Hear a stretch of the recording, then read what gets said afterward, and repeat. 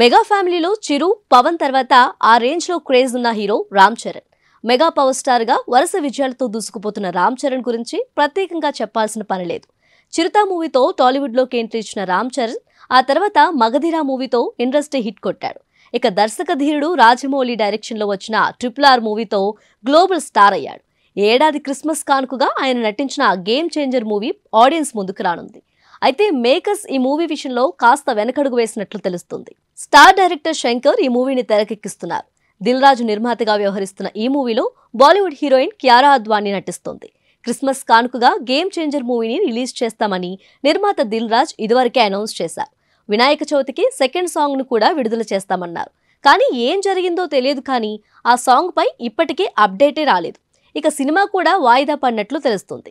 డిసెంబర్లో game changer ను release చేసే అవకాశం లేదని, మార్చిలోనే మూవీని ఆడియన్స్ ముందుకు తీసుకొచ్చేందుకు ప్లాన్ చేస్తున్నట్లు ఇండస్ట్రీలో టాక్ వినిపిస్తుంది.